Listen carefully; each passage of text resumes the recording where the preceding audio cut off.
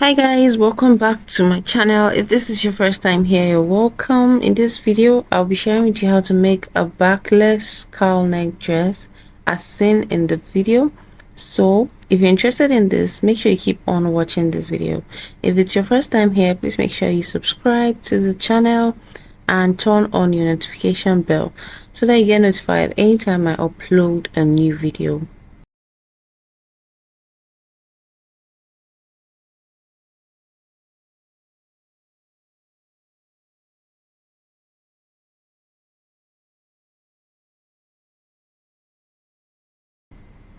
So on this table I have my basic bodice pattern, and I'll be getting my neckline from the nape of my neck. So if you look at the video, you would observe that the neckline goes a bit low, like it's low around the chest area. So to get my neckline on my basic bodice pattern now, I will be marking around the chest area, which should be a bit close to the bust line. So on this paper I'm making use of about 7.5 to 8 inches. So this depends on you. If you want it higher, you can make it higher. So I'll be ruling out that line and I'll label it my neckline. So once that is done, I'm just going to write NL on that line, which signifies neckline. And now the other part of this pattern, I'm just going to mark an X because I'll be cutting that off. So all that part is no longer needed. So I'll cut it out carefully and I'll keep that aside because I will not be needing that any longer. So this is what I'll be working with, and I'm just going to attach it to the table. So moving on, I'm going to come to the armhole area and I'll mark in 1 inch and I'll reconnect that as the new armhole. So when you're making an off shoulder, it's important to do this so that your upper part of your body's holds at the chest area. And now I'm just going to draw a line there just to spread and slash and spread this paper just as I would normally do for a cowl neck top or dress. So I have other videos on cowl neck tops. I'll be linking that also in the description box so that you would understand better how to slash this. So I'm slashing that to the end, but I'm not cutting the paper open. I'll also go ahead and cut out my new armhole, and then I'll go ahead and cut on fabric. So this fabric is on a fold, as you can see, and I'm just going to place this pattern like this on the fabric. So I'm going to arrange this properly and make sure that it's not shifting and is in place. It is in place. So possibly you can pin if you want to, but I'm just using dumbbells to hold this in place.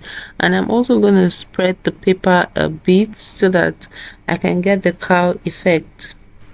So how wide you spread your paper determines the depth of the fall in front of your dress.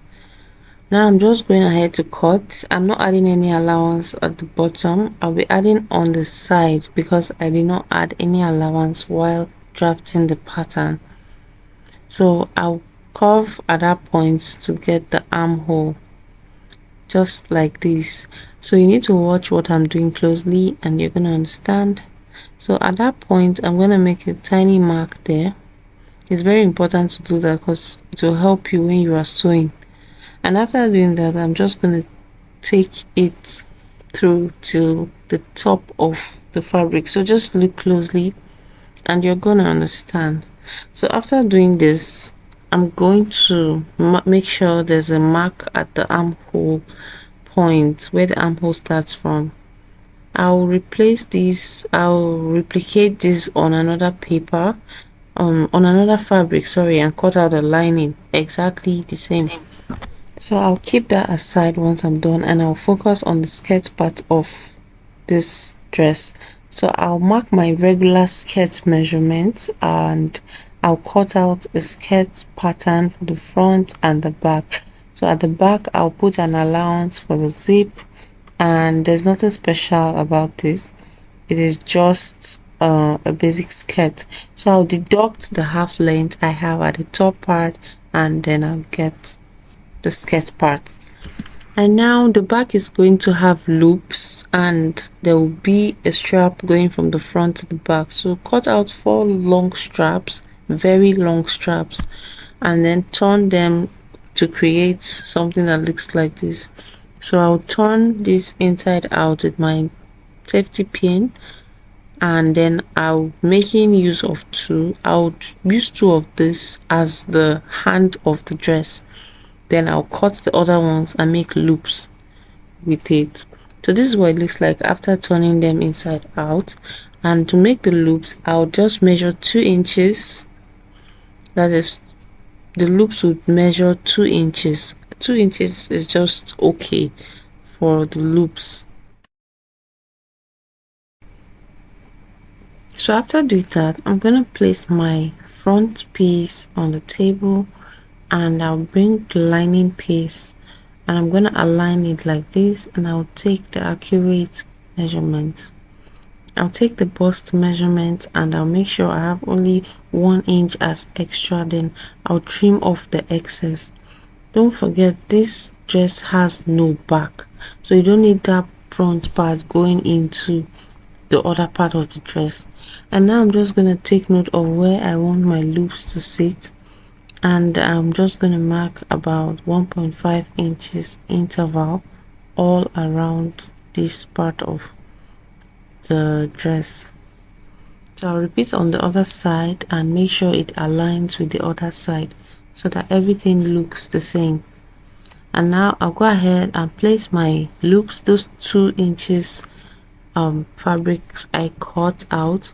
I'll place them, pin it down, and then I'll go ahead and stitch it to the fabric using the amount of allowance I left for it. So before I do that, remember that notch we made at the armhole. It's really important. So I'm going to place my strap. So I'll go in by about 0.75 inches from that armhole point, or even 1 inch. I'll mark that point there. Then I'll position that strap like that. I'll position one on the left hand side and I'll position another one on the other side. Of course, we're going to have 2 straps. So I'll place that down on the other side. Then after that, I'll go ahead and stitch. I'll go to my sewing machine and I'll stitch all around, leaving only the bottom part open. So only that bottom part will be open. Now for the skirt part, I went ahead to attach the zip. And after that, I'm just going to align the front and the back pieces. This dress has no lining, so I'll align them together and I'll just stitch it down as I'll normally do for a regular skirt.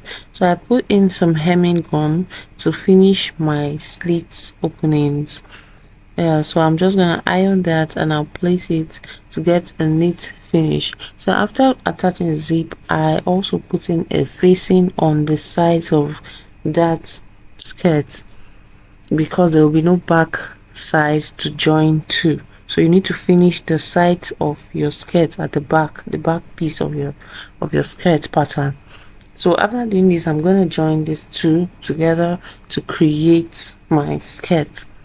And after that, I'm just going to trim off the excess with my pinking shears, since I don't have an overlocker yet. My overlocker is yet to be set up. And I've just hemmed the bottom part and we are done with this video. If you have any questions, please drop it in the comment section. If you're on a medium size, you can use 5 yards for this exact style. And for the kimono part, there's a video on this channel you can watch and I'll link it. Take care and bye.